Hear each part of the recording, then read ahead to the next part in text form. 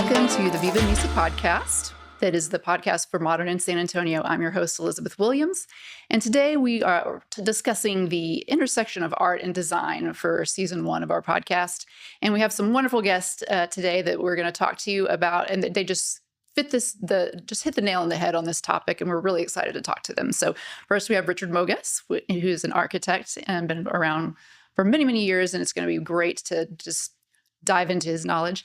And we have Karen Mahaffy, who is an artist as well, and they have worked together recently. Let's go ahead and get started. So, Richard, you have been in architecture for over 40 years. Is that 45? 45 years. Yeah. Yes, wonderful.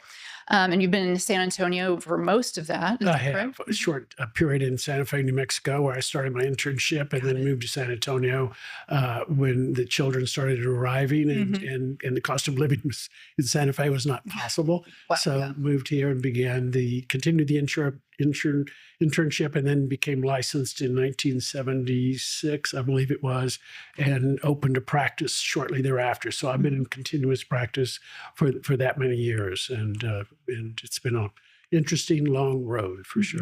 I can imagine. Yeah, that's great. And so can you tell us a little bit about the sort of projects that you work on and maybe any sort of projects that people in the community can recognize? Sure. I sometimes get asked that, and I had to ask my crew at the office, what have we done that I can talk about? One of the ones that we really enjoyed working on was the addition at the Southwest School of Art. It was called that then. Now it's in the UT system, Yes. UTSA system, and it's the ceramic studio that we did. And it was named after the director at that time, so his moniker is on there.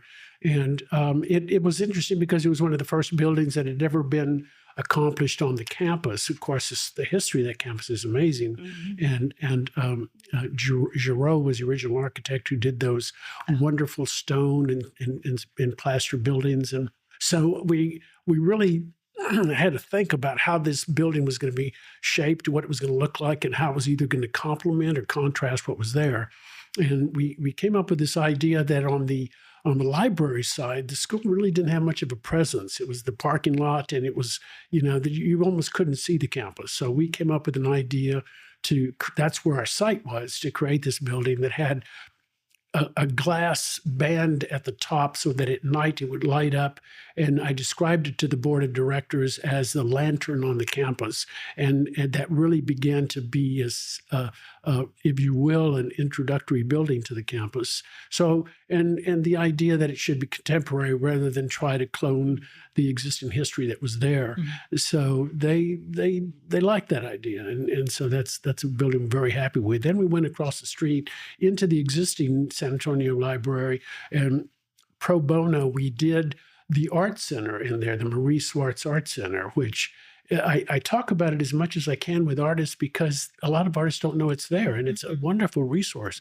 What the library did is they came to us and they collected all the art that they had, all the art periodicals and books, and wanted to all house it in one specific place. So we came up with a contemporary solution to get that accomplished, and we're happy with that. Beyond that, I wrote some things down. Sure. Memory's always good. We've done things like the Lincoln Park out on East Commerce, which was a very fun project. It was an existing swimming pool that we added buildings to. Leon Valley Public Library and Community Center there. And the two projects that don't get a lot of viewing are all the brewery projects in Shiner, Texas. We've done all the new brewing facilities for that Spetzel Brewery there and have been there working since 1995. And then the other project we're working on currently is in New Braunfels, and it's right in the center of the historic district. It's an old grain co-op that we are repurposing into restaurants and drink venues and public spaces. And It's going to be exciting. Yeah, that sounds great. I'm looking forward to that. Wow. So what do you think about how architecture and art relate specifically? Is there a difference between art and design, or what do you think? I like to, people talk about the difference and the similarities. I like to talk about the similarities rather than the difference. But speaking of what, it's really the process, of making art, because I make art also. Yes. And in the studio, I take in only myself. I don't bring in a client. I don't bring a narrative from someone else who's directing me to do what I have to do. It's a creation process, as we all know, and it's very subjective, and And what comes from that on the canvas or the medium you're using is purely yours and without responsibility to anyone else. And architecture is just the polar opposite of that. You start a project with clients and, telling you what the scope of work they want and what they expect the project to accomplish. And you take all of those factors and you begin the process. So architecture is inherently a very complex, very prescriptive process. But I will say that it does, in my mind, even though it can satisfy all the functions of the building and the process of that, and it needs to, you leave an electrical outlet out of a project and you hear about it. But it also, the architect has an opportunity to create really unique and special places, whatever kind of building it is, that are memorable and that are, in all ways are imbued with what you'd like a viewer and a user to experience.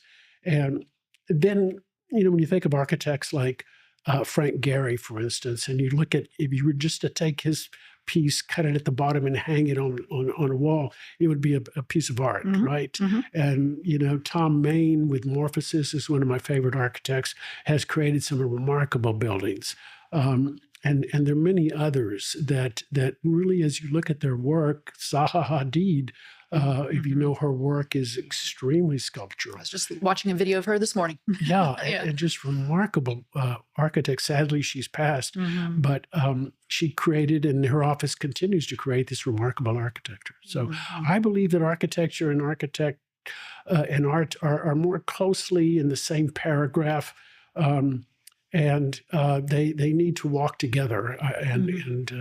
So and that leads us into what we did with the Heathcott Residence in Vaca and Karen's involvement in that. And so that, I think we're going to talk about that in a minute. Yes, definitely. Could you tell us just a little bit about your art practice, though? I'd love to know some of the things that you have. Well, I remember the conversation I had with my father when I graduated from high school. And I said, Dad, I want to go to UT and I want to major in art. And he sat me down. He said, son, you've been a good artist all through high school and shown work, and you're obviously very good at what you do there.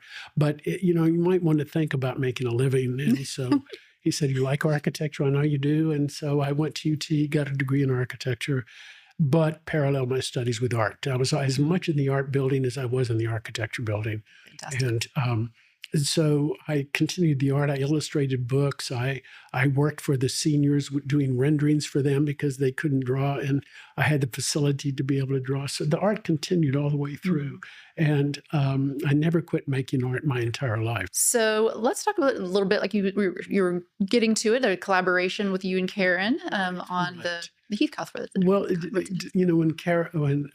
when Mary and her husband Maxwell came to our firm and asked us to be their architects, we were very excited about that because, architects really treasure the idea of doing a design piece for someone who's so much into art and architecture. And so that was, and it was in Lavaca, and we were happy about that, so we could create a house that wasn't this monumental statement. It had to be sensitive to the neighborhood. It had to be scaled to the neighborhood. And, but as we went through the design of it, and it's got a front porch like all good houses should have. And on the front porch wall, at the entrance we wanted to create a framework for a future piece of art. And Mary and Maxwell were good with that. And we kind of established an allowance in the budget to allow them to select an architect. I'm sorry, an artist. And, wonderfully, they selected Karen in her work. And so you'll see in the images that the blank wall that we created, I forget the exact proportions of it, but they should be etched in my memory, but I don't know. Yeah, right. Well, I mean, the ideal for an artist is to not have any kind of parameters to work with. Sure. But we did. We had to build it into the house. So it's a two-dimensional wall that Karen put a three-dimensional piece on, which is wonderful. And she incorporated a work that she can talk about, but it had much to do with the lifestyle of the client. And and their young son, and how he saw the world, and I loved that. So we're real happy with what happened there. And so from the street, we've created this. Karen has created this piece that's readable to the public, and we really loved that idea. Nice, very nice. We also, if I could add, because I as an artist, I support local artists. So for our homes, remarkably, one we did 25 years ago, I went to many local artists and purchased art for the house with the client's budget that they gave me. And one of my favorite picking places was a Red Dot show, so I bought lots of art out of that. Nice. And that idea continued, and we try always to make spaces and make allowances for art to be installed, just like hospitals do when they Karen and I probably both have work in some of the hospitals that have been curated into their spaces, and makes life much more pleasurable when you go for Definitely. medical work. So thank you. Great. Yeah, absolutely. Yeah. Can you talk a little bit about your work in the home? Sure. Yeah, to speak specifically to that project, thinking about like immediately the idea of parameters, working within parameters. And so that, immediately calls to mind ideas of some delineations between art and design. And I think working within, just like architecture, constraints is one of the things that sort of applies to design, but then having an opportunity to open it up into ideas that are slightly more conceptual than functional. So I think this kind of provided an opportunity for both of those things to happen.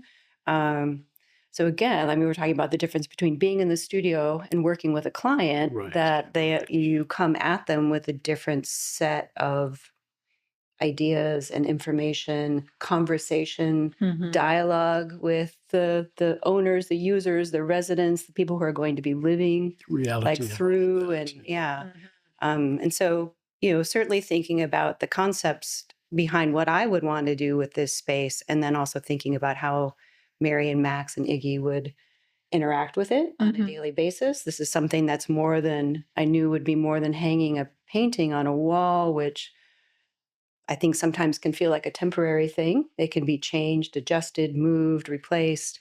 So this had a sense that was going to be sort of a sense of permanence that I wanted to navigate a bit. But flexible in its use. It's flexible in its use. So when we started to talk about this, and I'm sure we talk about my practice in general a little bit later, but just interacting and talking with Mary, Max, and thinking about Iggy, looking at, so that the history of the space that they built on, that Richard designed, the new home, it was completely new construction. They actually lived next door and owned a historic home next to that property. Nice. And they thought that was their forever home, for at least forever for now. But then moving into a brand new home, that it was much more of a contemporary design, sort of maybe a different sense of light and materials. That I wanted to, the first thing that I thought about is about pulling in little pieces of history.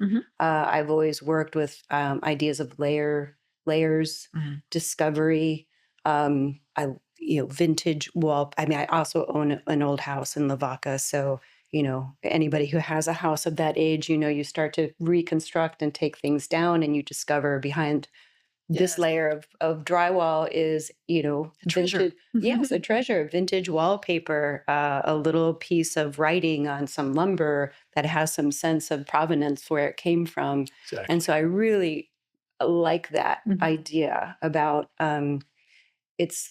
there are combinations of accumulation and erosion. So it has things build up and then they're rediscovered. And I think a lot of those ideas are related to also lived experience, how we move through and participate in our surroundings by, again, constructing, eroding. And so I first looked at the facade of their house. We met over cocktails. This was like right at, I think, the start of the pandemic, wasn't it? Seems very close. So it was a very odd time. Yes, I can imagine. So we started, we sat in their original house for a while. Their entryway had this really great parquet inlaid floor. The entryway has, I don't know, multi-light side panels on the doors that have particular leaded glass and proportions and grid structures. So I started to sort of pull from those ideas. And so when we look at the work, you can see that what I ended up doing was sort of creating like pulling from those little pieces, layers of history, design, grid laid over engraved wallpaper patterns, and then these screens that sit on front that are all pulled from patterns that are sort of age specific to like, when those houses were built. Yeah. But then I really wanted it to be something that had flexibility, that could not just be a static thing, but that they could interact with. It being indicating like the interior of the house, both the new and the old house, but it was also kind of a threshold between inside and outside. Nice. Right. So the idea of having movable shelves and screens that could be taken down and put up for them to place plants, grow plants. Very nice. Mary, Iggy, and Max. And having done artwork in public settings and on the outdoors, you had experience with what was going to be a long-lasting piece. Or that's trouble for art sometimes. The idea of permanence. Archival outdoor art is a tough one. Absolutely, yeah. There can be a limitation on materials. I think that is in one place, I think, where architecture and art can part. That you don't always have to have that consideration of permanence and longevity. So finding a balance between those things. True. We have to keep water out of our buildings. Yes. Yeah. You have to make art that can take water. Yeah. So part of it, we thought about light. It's under a covered, as you said, like a front porch. There's sun that comes in at certain times of the day. So it casts shadows into the piece through the removable, the perforated screens. Got it. And also thinking about that it is a moment, it's sort of a pause on the way towards the front door so I know in particular, Mary and Iggy, Max often too, they go for walks where they're close to the river, which Lavaca is. And so we spend a lot of time, sort of walking through nature. And I think the habit of like picking up little artifacts. I love the idea of like little treasures that you find or pieces of memory that you hang on to through the collection of shells and rocks and bones and, a young boy being fascinated by little birds' skulls. When we were building the house, he excavated. Oh my gosh, he was in the backyard just making things and creating great things. I loved going over to see what his latest project was. Yeah, that's great. That was all simultaneous with the construction process. So as much as you wanted to make a building that they were going to occupy and live in as a family, I think it was important that this work also participate with them on that level and be something that they could interact with. Great. Or not. They're also busy working parents, and it's okay if it remains static and just a very formal experience, but it gave them some latitude on what they wanted to do with it. That's fantastic. Yeah, I love that you all kind of looked at the existing architecture and played off of that and made something very functional and beautiful. That's amazing. It's like I wish more people would do that. That's fantastic. Yeah, you don't always get the opportunity to do it. I think, and this was just the perfect conversation. Every project we do, it's getting clients to offer to see it. Doing a project in New Braunfels right now where it's going to be. I'm going to call it something that feels and looks like the Pearl here in San Antonio. It's kind of got the same scope of work ideas. Renovating this whole grain co-op into a very vibrant urban space.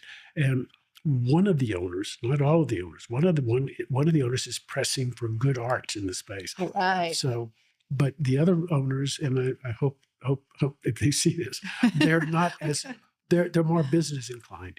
Where's our margin of profit on this project? And what do you mean we're going to put art in here? No, we got to put people that give us money for the spaces. So that's a challenge for us, and we're working with her to try to establish some kind. We have a $30,000 allowance in the bid for art, but we want to expand that idea into other things. These days, 30,000 for art sometimes doesn't get you as much as you want. But anyway, that's the kind of thing we try. To have an incentive and build in something like the city at one time had a 1% for the art. I don't know that they still do. And some things, I think, yes. Okay. But that brought a lot of good art, and certainly the San Pedro Creek we look at Hemisphere Park where Karen has a wonderful piece, and just lots of creative endeavors that the city's hoping to engage artists in, and we really support that idea very much. And how fantastic to have homeowners that were just, because also of their involvement and support of the arts already, exactly, they knew that this is a component, and it was just trust from the get-go, which was also just a huge component to making it joyful. It's like it'd be hard to imagine it not happening on the Heathcott, right? Yeah, that's true. Yes, she's such a kind of a pioneer for the arts. Absolutely. Yeah, for sure. I was honored to get to take part in something that they now get to live with. Yeah, absolutely. That's great. Fantastic. That is a challenge, I'm sure, as an architect to try to convince the value of integrating art into the project. Right. I can imagine.